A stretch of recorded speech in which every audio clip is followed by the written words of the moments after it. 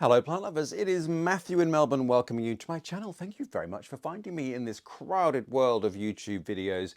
I try to grow cold, cool, intermediate orchids here in Melbourne, Australia without any help from any knowledge, but also from greenhouses or grow lights or humidifiers or any equipment, really just me and them struggling to find our way together inside or outside or not at all.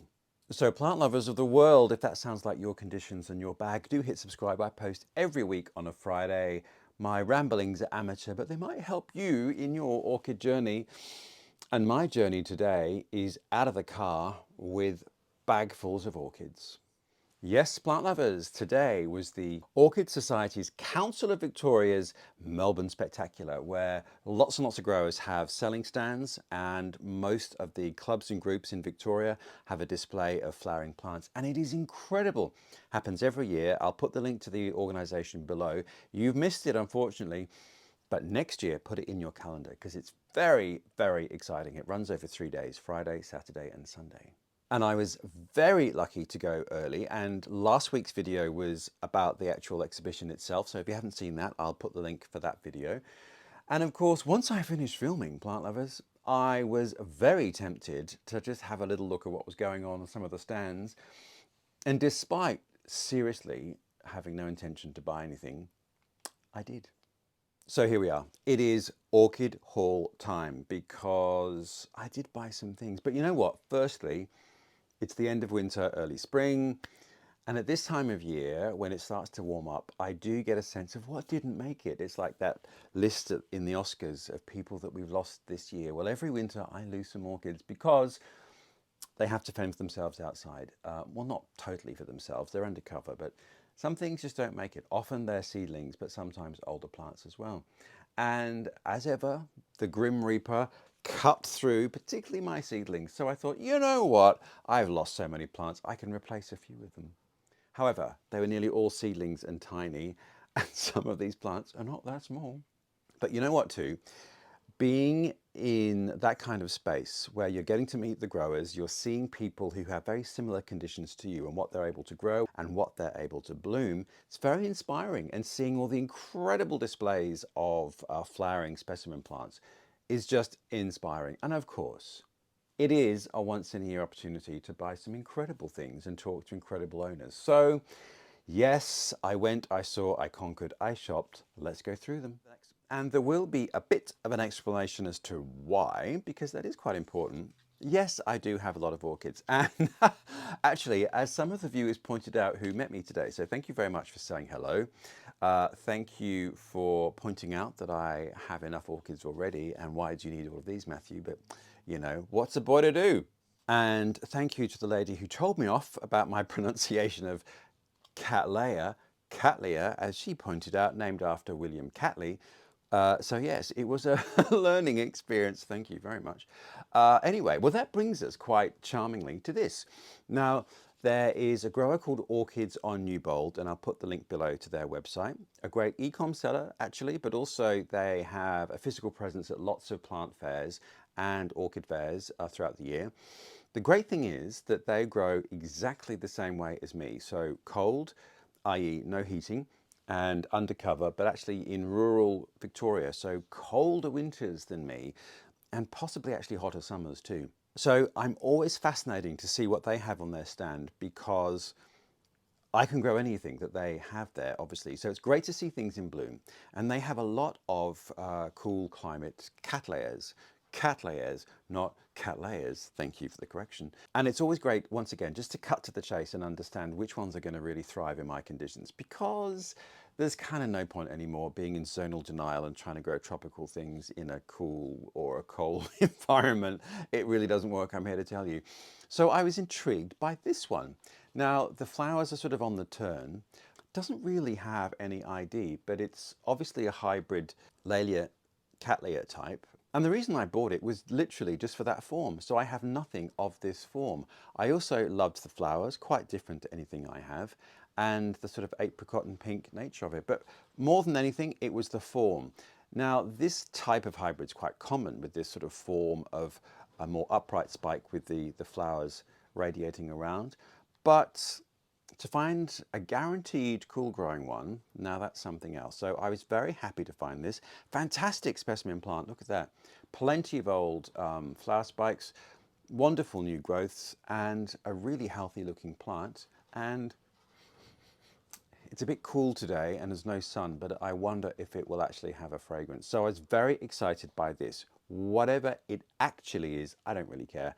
I just love it. Actually, I did make a video about Cattleyas in a cold climate, which is not a Nancy Mitford novel, but it is my video about my struggles with these, and I'll link that above. Most of those plants came from this cellar, so there you go. Now, the other thing that this Melbourne Spectacular is heavy on, because it's always at this time of year, very late winter, early spring, is Australian natives, because this is the time of year that they flower. So it's a great time to see the plants in bloom and to understand what you're getting. Now, plant lovers, have a lot. I really do. And so it's got to be something really amazing to make me want to buy it. And usually it's about color or form, I have to say. But look at these flowers. Aren't they amazing? And what I love is just that flick back of the sepals, the petals, whichever they are, a bit of both perhaps. That sort of flick back. It's a form of flower that I really don't have at all. So for me, more than anything, it's just the form of the flower that made me buy you, baby. But I also do love the color, the lime green with that fantastic sort of mauvey lip, really, really beautiful. But for me, it was just the form of the plant. And it's not a hugely old plant, actually. Maybe, who knows, maybe, what, 4, 5, 6 years old. And obviously it's probably in its second flowering year, I'd imagine, in terms of maturity. So fantastic plant. It will just grow and prosper. This came from Hanging Gardens, and I did have a chat to the grower there, Glenys. So if you want to look at last week's video, you'll see me chatting to her. Interesting what she was saying about their growing medium. Also, just goes to show there's no one way or one right way. You just find your own way in terms of watering and medium and potting style, etc., etc. So it was great to talk to her. But look at that, a stunning plant. Now this one is a cross between Dendrobium Moondarra and Dendrobium Australian Gold Starburst. There we are. Fantastic. Beautiful fragrance, and I have a whole playlist with Australian Dendrobiums, which I'll link below. Next cab off the rank is this beautiful Aussie Dendrobium. Now, it has no name. It's a hybrid, and it's, you know, who knows quite what its ancestry will be, but it will have Kingianum and Speciosum, I'm sure, somewhere in there. But the thing that struck me about it was the size of the flower, but also there is a sea of blooming plants at that fair, a sea, literally. And I have a lot.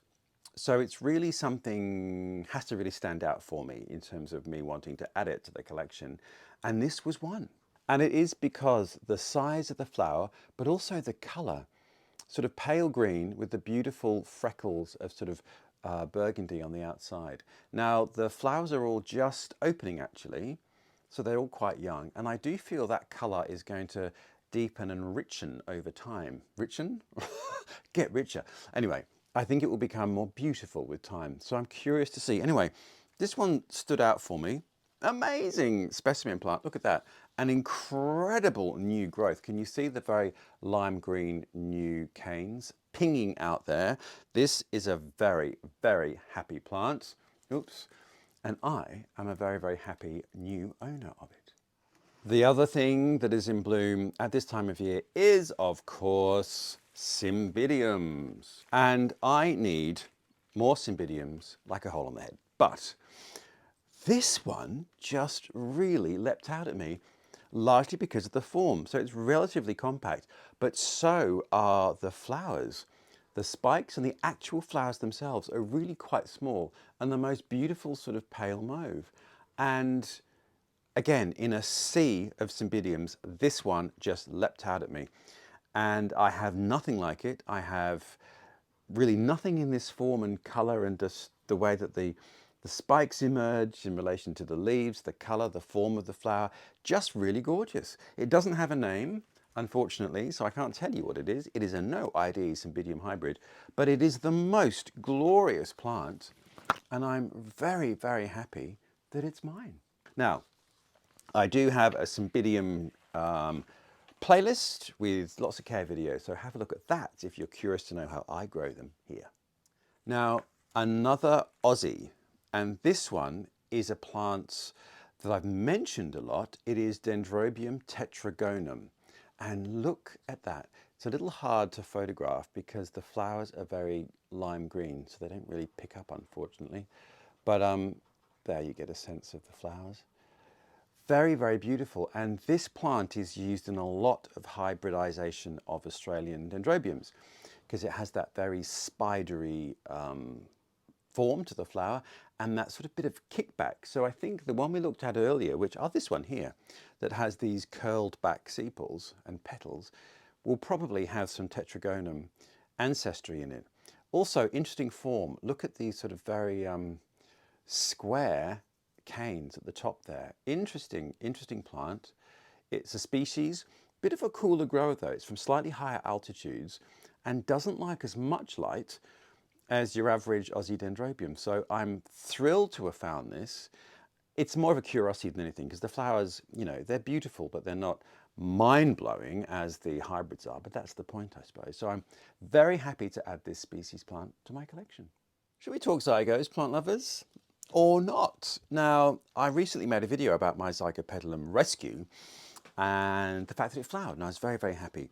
Now, one of the things about zygos is, of course, the black spotting on the leaves. It's incredibly common. It's not a fungus, it's not a disease, it's just what happens to the plant as the leaves age. People say, keep the roots wet, it will stop that happening. Don't get the leaves wet, it will stop that happening. From most people I've spoken to, it's just inevitable. As the leaf ages, it gets spotty. So not a lot you can do about it. But there is. So I met a grower, Stephen Monkhouse, who is a hybridizer. And I said, okay, come on, tell me the secret of the black spot. And he said, well, nothing you can do.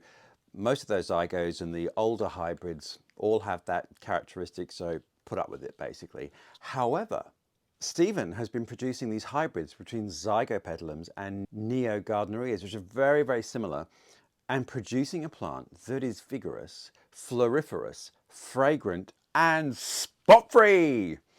Ta-da! So here we are. This is one of his seedlings that's maturing. He thinks it might actually flower next year. So he's never seen them bloom, so can't tell me exactly what they're going to look like, but I did see the flowers of the parents.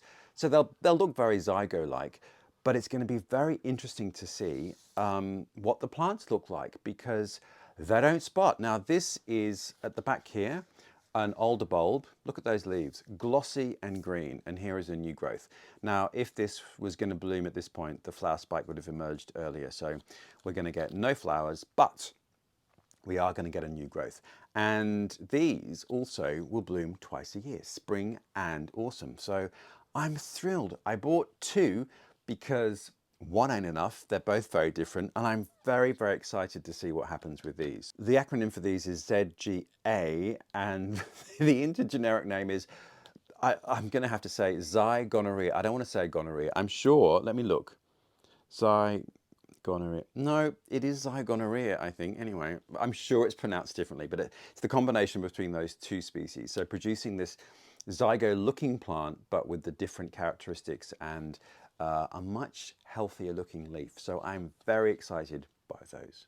And thanks for the chat, Stephen, about zygos.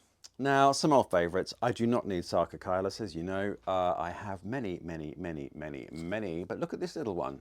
Oh, it's $20. It's called sundaani chicquita. Chiquitita, you and I know that you had to belong to me. The reason being, look at that picture. You've got that pink spot at the top and the really bright pink sort of magenta flower.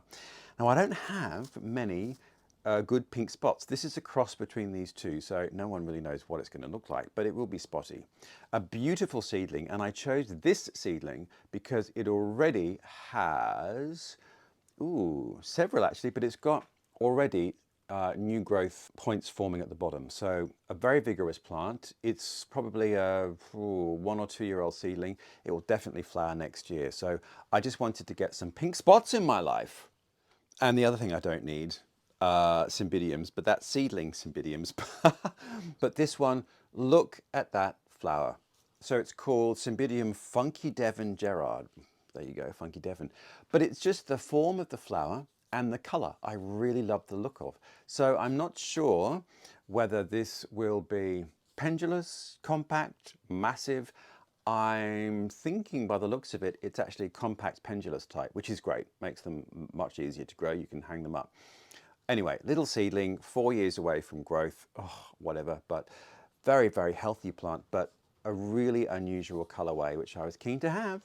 Cymbidium seedlings, I think, are pretty reliable because you kind of know how long you've got before they flower. Okay, something else I do not need because I have many, but this was an exceptional one, is Masdevallia. Look at that. Great plant. So this is a Machu Picchu type, and it's called JV, and there was one in bloom on the stand. The most beautiful velvet magenta and massive. You can see how vigorous the plant is. It's quite a large plant to start with, very vigorous, but the flowers were really on quite a tall stem and really large, and this intense velvet color. So it's a fantastic hybrid that I had to have to add to my collection.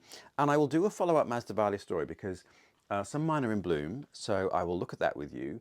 But also I have footage from last year with Dan the vet and his Masdevallia collection, and then talking to Binac Orchids who sold this one, just in terms of what they are suggesting about care and maintenance. So we might do, in the next couple of weeks, a Masdevallia follow-up. Now then, plant lovers, Paphiopedilums. Yes, don't have that many, but I'm having on-off success, more on than off. But I just wanted to get this little seedling. It's a cross between Paphiopedilum Yellow's Eclipse 99 and Magic Mood. You probably really can't see. There you go. Basically, large flower and yellow.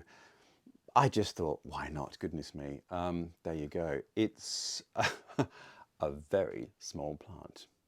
And from the same grower, now these are all cool growers, which means they can survive outside for me, which was the criteria for me selecting these. So this is Paphiopedilum Moody Person crossed with Winston Churchill. This is one of those very large flowers. Now, I'm not really into them, I have to say, but I liked the idea of this cross, so I was completely seduced. Anyway, let's see. So this is a very beautiful, healthy plant. A couple of years away from blooming, but you know, what do? Paphiopedilum's not that common to find flowering size for sale. Sometimes you just got to do a seedling. So I did another one. This is from an amazing grower, Atian, and he sells mostly on Facebook here in Australia. And this is a hybrid called Nathaniel's Florence Gracia. And I'll just drop in the picture of the flower. It's this beautiful sort of cream flower with sepia stripes, the most beautiful flower, and that's why I bought it. Also quite a beautiful, healthy, quite advanced plant, so a couple of years away from blooming, but just stunning. Okay, the roll call continues, and this, a white form of a species, Miltonia. So it's Miltonia regnellii, and it's the alba form, and I just don't have a white Miltonia. Miltonias do tend to be pretty much of a muchness, I have to say, colour-wise. So finding one that was quite different, this beautiful white, was a delight. So there we go. And Miltonias do very well in my climate. This is, I think it's a back bulb division, looking at that, and it's really quite healthy. It's got a great growth here, and last year's there. They do tend to sort of be a bit creepery, which is tricky to manage. Oh, there's another growth growing out there too. Very healthy plant. But Miltonias do very well in my climate, and I was thrilled to find a white form. And a little baby. Look at this. It's a little jewel orchid type. It's a species, and it is, oh, this is going to be a killer to pronounce. Let me just show you first of all. Anoectochilus albolineatus. And it's a small growing plant. I mean, most of them are, but this one I think is particularly small. But just look at the beautiful leaf formations of that. Again, like all of them, doesn't want direct light. This is a warm grower, but generally they do well as houseplants for me, so in the warmer part of the house, but in not dense shade, but no direct light. because that has been my downfall before. I have had jewel orchids in the perfect spot, but as the seasons changed and the sun has moved around, the sun suddenly hits the spot where they're at, I hadn't noticed, and literally will fry them in a couple of days. So there's my learning from this one. Anyway, this is a little beauty that I've never seen before. Very happy to bring that home. Second last, Pleurothallis, and this one is truncata. As you can see from the picture, it has these small orange flowers down the margin of the leaf, and I think, there we go. There's one just there. And really, it's about the contrast of the orange on the lime green, I think, that's so beautiful. And Pleurothallis do quite well. They are a cooler, colder grower, so you have to be careful in summer here in Melbourne. But if you find the right shady, moist spot, they do very well. All of mine have bloomed, but this is a really fantastic specimen. Look at that. And for me, it's really just those splodges of orange down that green. It's kind of like caviar, isn't it? Fantastic plant. And then the last one, there's always something that you think, oh, I have never heard of you before, and this is just such a beast. And I haven't actually looked up how to pronounce it. Cyrtochilum, perhaps, Cyrtochilum retusum. Cyrtochilum retusum. Anyway, a cold grower. But look at that flower. Beautiful. It looks almost like a habenaria, the flower, in tangerine. So really fantastic. Looks like an oncidium. The flowers look quite different, but a cool, cold grower. Perfect for Melbourne. Can't believe I've never come across it before. Fantastic plant. I would say this is pretty close to being a flowering size plant, I would suggest. Anyway, it's always a delight to find something you have never seen or heard of before. And that is why, plant lovers, it is really important to join your local orchid club and then get access to all of these amazing sales that happen generally through clubs. And no matter where you are in the world, there'll be clubs and orchid sales such as this that you can find. So there we are, plant lovers. Many, many thanks to the Melbourne Orchid Spectacular for allowing me in earlier today so I could do some filming, which I made into a video and showed last week. So I'll put the link for that. Wonderful to meet so many growers and viewers. Thank you very much. And thank you to Agnes, who said hello, who gave me an Anoectochilus last time, which was very generous of her, and it is doing very well and it's blooming. It's the orange form. Don't be disheartened if you're not in Victoria and can't come to this spectacular next year. Wherever you are, there is going to be something. I mean, not literally where you are, but in most regions there will be orchid groups and therefore orchid sales. They might not be right on your doorstep, but they will exist. So have a look, join a club, find out what's going on in your neck of the woods. And if you want to know what's going on in this neck of the woods next week, you'll have to hit subscribe. I post every week on a Friday. My ramblings are just that, of an amateur. But this has been a wonderful orchid haul experience, and I am very, very happy with everything. I hope you are, wherever you are in the world, and I look forward to seeing you next week.